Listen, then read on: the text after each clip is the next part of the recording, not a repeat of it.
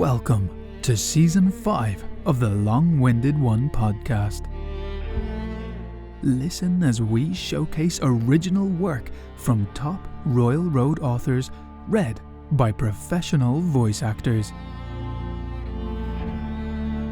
Hear interviews from your favourite lit RPG and game lit authors.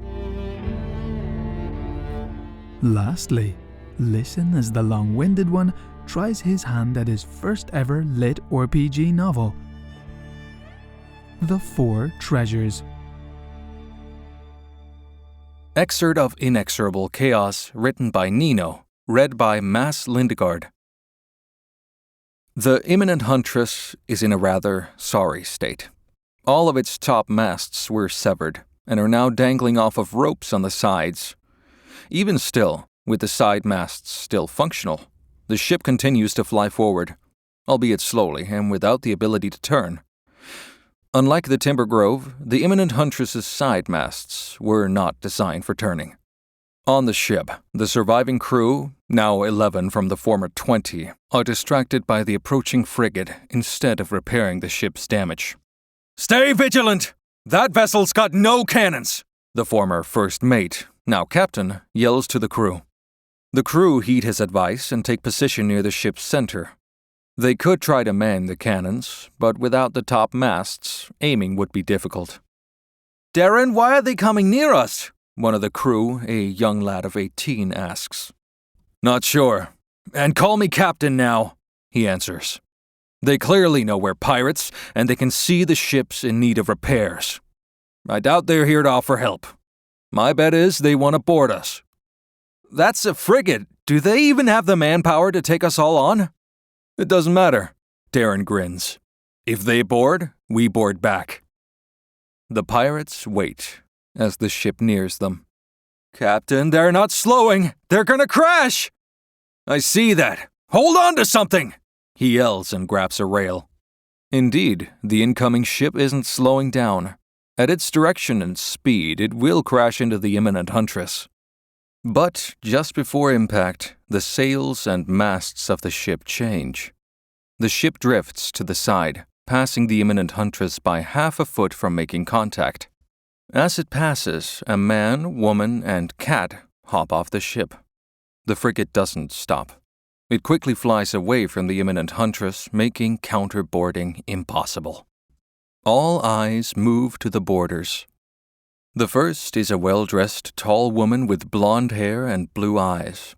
Her coat looks of exceptional quality, something you'd see a captain wear. But most notable about her is the raven cutlass on her hip, which denotes her as a bounty hunter. The man next to her is clearly the muscle. He's tall, broad-shouldered, with muscles bulging under the man's coat. Hefted on his shoulder is a ruined warhammer. Of what quality, he does not know, but the presence of any ruined weapon is a cause for concern. Finally, there's the cat. The cat is undoubtedly adorable. It has a puffy gray coat, big eyes, and a raised tail. The feline hops up on a barrel. "Pirates!" the cat yells, startling all those present. "I am Captain Quasi Eludo, and as is custom with my kind, I am taking ownership of both this vessel and your lives. Who is the acting captain here? Or the new captain? Or is it first mate? You know what, it probably doesn't matter. Lay down your weapons and prostrate yourselves to me, as is only customary." "Prostrate?" Darren asks. The cat rolls its eyes. "Yes, prostrate. I am of the superior species here, and I must be treated with proper respect. Otherwise," the cat raises a paw, wherein claws extend from his little paw, "you'll find yourself in a great deal of pain." "Captain, is that a talking cat?" one of the pirates asks him. "Ah, so you're the new captain," the cat grins. "Perfect. You may prostrate first so that my new crew knows how it is done." The cat stares at him expectantly. "Well," the cat waves a paw, "begin prostrating." "Comrade Quasi, how you prostrate?" the large man with a hammer asks. The cat looks at the man with a pout. "Really, Boris? You don't know how to prostrate?" Boris shakes his head. The cat sighs. Prostrating is to lay on the ground with your head touching the ground. Kinda like a sitting bow. The cat points a paw at Darren. The new captain here will demonstrate. The sole female pinches the bridge of her nose as now both the cat and Boris are staring at him expectantly. Hell, even the pirates are now looking at him with some weird expectations. I ain't prostrating to nobody, he exclaims, outraged. What? Why, it's only fancy bow. It's fine, yes? The large man asks.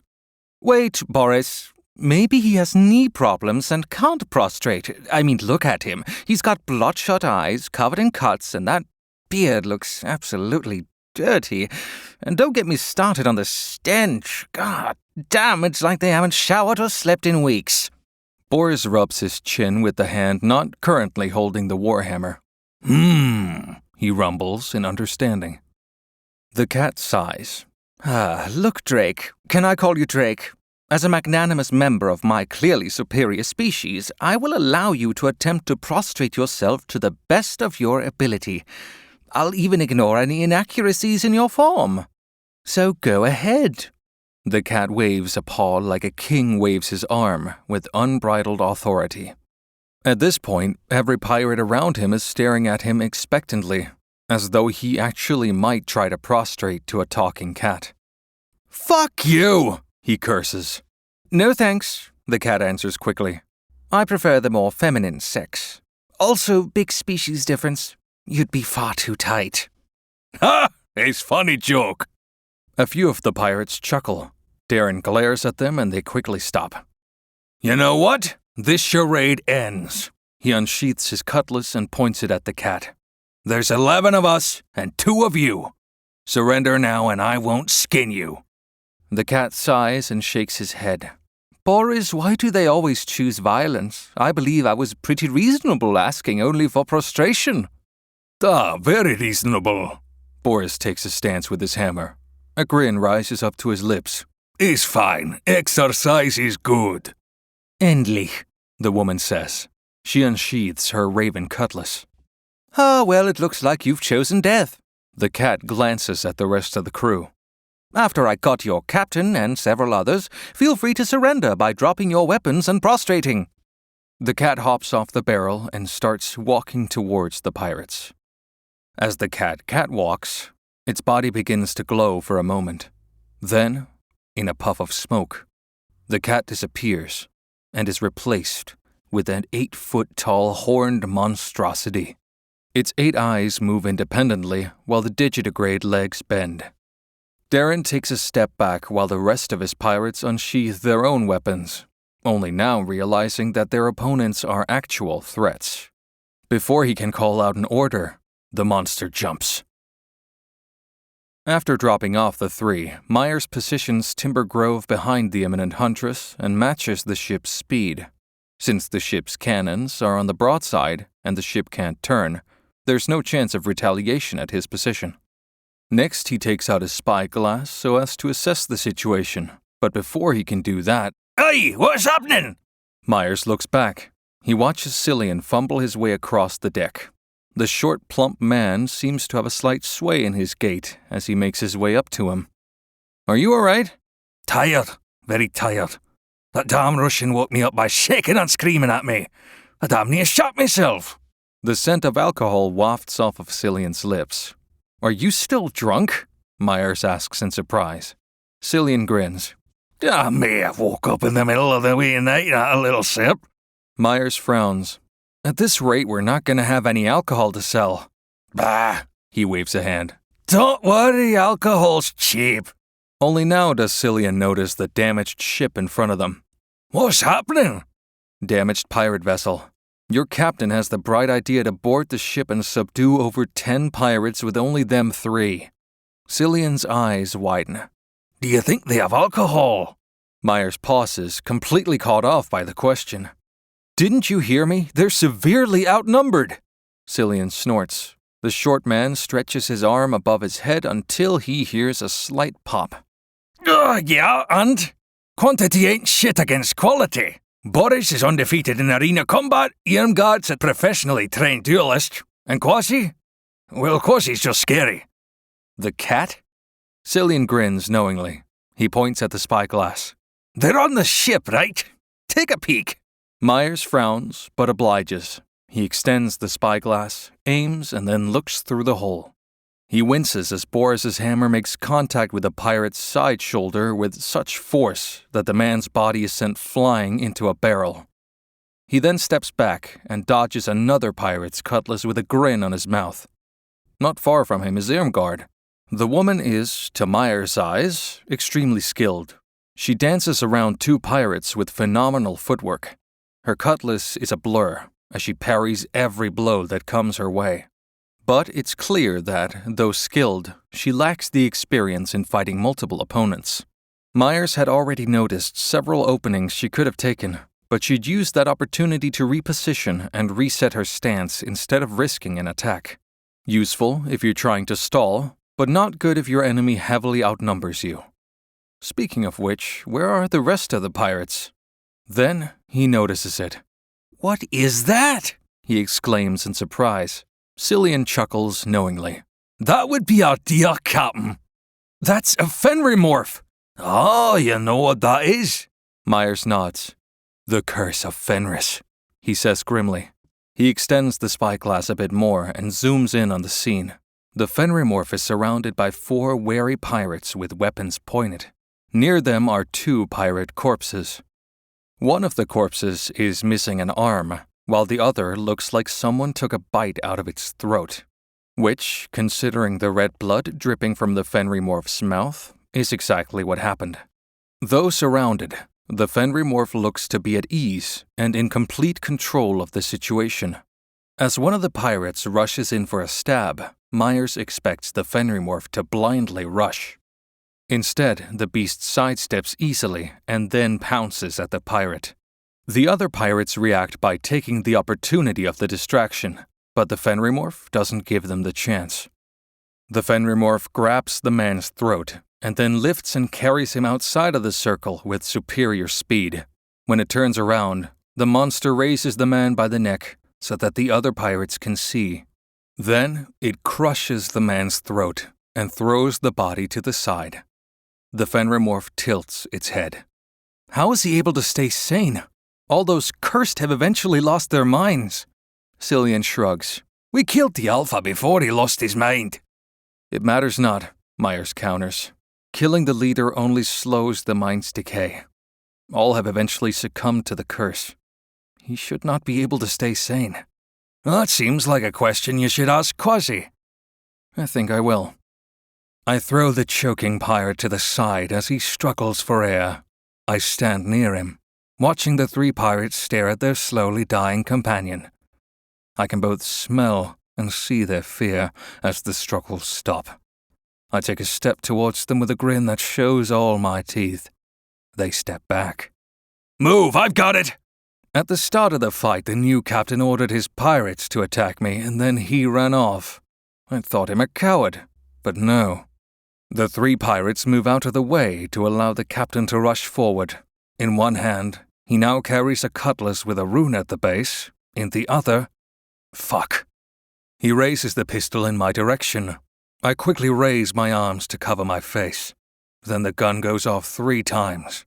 I feel 1 bullet enter a leg, another my chest, and the third enters my arm. To my surprise, the bullets punctured my skin and muscles, but only slightly. When I peek between my arms, I find the captain is quickly trying to reload.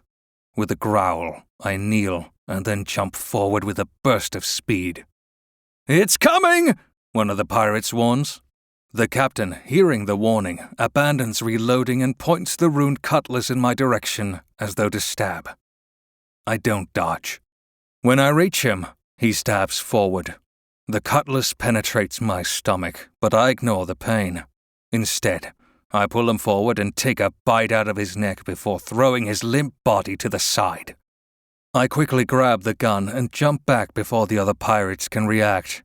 I throw the gun behind me, and then stare the remaining pirates down with a cutlass in my stomach. Then, while staring, I grab the cutlass handle and pull it out. Almost immediately, my blood coagulates and the bleeding stops. I throw the weapon behind me to join the gun. I then grin towards the three. At this point, they look like they're about to shit themselves in abject fear. With a continued grin, I raise my right arm, extend an index finger, and then point down several times. All at once, the three pirates drop their weapons and prostrate themselves before me. With my side handled, I turn to see how my companions are doing. Irmgard stands at attention with two disarmed pirates with their hands up. As for Boris, the man has abandoned his hammer. Instead, he's sitting on the final pirate's chest and pummeling the man's face with his bare fists. This has been Inexorable Chaos, written by Nino, read by Mass Lindegard, produced for Season 5 of the Long-Winded One podcast. The author and/or any present or future publishing company retains all of the rights for the associated work. This work was read by permission of the author. You've been listening to Mass Lindegard. I'm a Danish voice actor providing voices in both English and Danish for a variety of projects. You can find my reel and socials on masslindegard.com. That's MADSLINDEGAARD.com. Thank you for listening. Thank you for joining us down this Lit RPG deep dive. Please consider giving us a review on Apple Podcasts and visit us over at longwinded.one, where you can see past episodes and find all of our socials, even our new Discord server. We hope you enjoy.